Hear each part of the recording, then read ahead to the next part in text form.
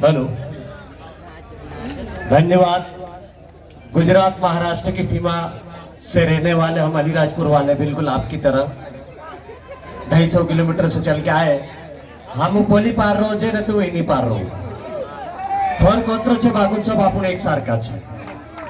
अभी पूर्व वक्ताओं ने बोला, सबसे ज्यादा प्रभावित हुआ मैं आज गजानन दादा को पूरा सुना। इससे पहले भी सुन रहे थे हम, उनसे प्रेरणा लेते आए, लेकिन सुप्रीम कोर्ट ऐसे ही नहीं कहते हैं उन्हें। मजा आ रहा था नीचे बैठे बैठे पूरा कार्यक्रम देखने में, सुनने में। छोटे छोटे बच्चे हमारे 5-5, 7-7 साल के भूखे प्यासे सुबह से बैठे होंगे यहाँ पे, पूरा कार्यक्रम कर रहे हैं, डांस भी कर रहे हैं, भाषण भी दे रहे हैं, सुन भी रहे हैं, समझ भी रहे हैं। और हमारे कुछ पगले लोग बोलते हैं कि 9 अगस्त नहीं है, ये विदेशियों का एजेंडा है। अब उन पागलों को कौन समझाए कि ये बच्चों में कितना उत्साह है। इनको कोई सिखा के नहीं लाया है। इनके अंदर भी समाज की भावना है, इनके अंदर भी समाज के प्रति संवेदना है, इनके अंदर भी समाज के प्रति संवेदनशील है ये। और हमारे ही साथी, हमारे बीच के ही, हमारे ही भाई वो बोलते हैं कि 9 अगस्त विदेशियों का एजेंडा है। अरे क्या होता है विदेशियों का एजेंडा? क्या हम विदेश से आए? क्या हमारे मोबाइल पे किसी राष्ट्रपति ट्रंप से या दूसरे विदेशी नेताओं से बात होती है, या फिर किसी बाहरी व्यक्ति से हम संपर्क में है? भाई आदिवासी समाज तो इस गांव से बाहर ही नहीं जाता है। ये बड़े खैड़े में, जंगलों में रहने वाला, नदी नालों के बीच में रहने वाला, खेत खलियान के बीच में रहने वाला, प्रकृति के बीच में रहने वाला ये आदिवासी बाहरी दुनिया से मतलब नहीं रखता है। ये सिर्फ समाज के बीच में रहना पसंद करता है। यहीं पे धरती को पूछता है, यहीं के पहाड़ों को पूछता है, यहीं की प्रकृति को पूछता है, यही जल जंगल जमीन को पूछता है, जिसको आप पर्यावरण बोलते हो और जिसको आप बचाने की बात करते हो। एक तरफ से सरकारें कहती है कि देश में बाघ की संख्या कम हो रही है, उसको बचाओ, शेरों को बचाओ, जंगली जानवरों को बचाओ, पर्यावरण को बचाओ, जमीन को बचाओ, जंगलों को बचाओ, पानी को बचाओ। ये सब सरकारें बोलती है, लेकिन इन सबको बचाने वाला जो आदिवासी है उसको बचाने की बात नहीं करती है। क्या कारण है भाई? कौन सी वजह है?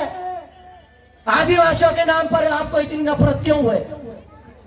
जैसे घर में सबका डाला रहता है, जैसे हम गजानन दादा की बात सुनते हैं, विक्रम दादा ने भी बता दिया है कि सभी देशों की एक पंचायत होती है जिसका बाप है यूएनओ।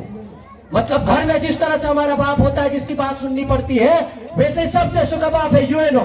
जब तुम्हारा बाप बोल रहा है कि आदिवासी इस देश का मालिक है, उसकी संस्कृति, सभ्यता, परंपरा, उसके संवैधानिक हक अधिकार को बचाने के लिए आपको 9 अगस्त दिया जाता है और 9 अगस्त को आपको मनाना है, तो क्या कारण है कि आप हमारे आदिवासियों के खिलाफ षड्यंत्र कर रहे हो?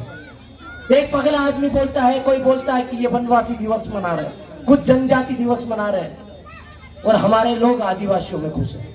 हम आदिवासी कहलाना पसंद करते हैं, और हमारे दुश्मन कितना शातिर है, कितना षड्यंत्रकारी, आप सोच नहीं सकते हो। जहां से हम सोचना नहीं चालू करते, हम बहुत भोले भाले लोग हैं। हमारा डाला माणसे हिमताल भी खरगोन में जाता हसे तो एकदम થી કુદંગનું પૈડી પર નહીં છોડે। વાણિયા ચાબી જાય ती વાણિયા હોગવા આવો કે નહીં આવો, વાણી કોઈ તે હિંગા में ઓગુ જાય પછુતા हो तो હયાન બસરોજી આધો તાવડો હોઈ જાય, આખો તાવડો હોઈ જાય, બાકુન हमरो अजमी पैड़ी पर नहीं छोड़े। पैसा लेने जाए साहूकार चाती भी, साहूकार आखी 30 थैला उठवाड़े। ए पेला थैला 2 एक था मेक दे, हाँ साहेब पेला 2 थैला मेक दे तू। एक काम कर यार, पर ट्रैक्टर खाली करनो छे यार, और में तो से कोतरा पैसा चाहे 5000, 5 नहीं 500 रुपया आप इसमें। अबे जितना काम तू दिन भर में करवा लेता उतनी तो मजदूरी हो जाती है हमारी। इस तरह से शोषण होता है हमारे आदिवासी समाज का। हमारा आदमी इतना सरल, सहज, इतना सामाजिक है कि एकदम से खुल के किसी के सामने नहीं जाता। इतना सीधा आदिवासी समाज है, और आप बोलते हो कि ये नक्सली है, आप बोलते हो कि विदेशी एजेंडे पे काम करता है, आप इसको जनजाति का तबका लगा देते हो। चलो हम मान लेते संवैधानिक शब्द है, जनजाति शब्द में हम खुश है, लेकिन वनवासी क्या है भाई? जंगलों में तो जंगली जानवर भी रहते हैं। क्या आप जंगली जानवर हो?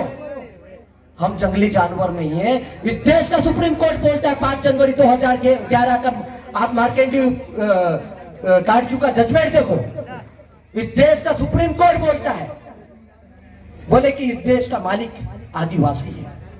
भारत इमिग्रेशन राष्ट्र है, लेकिन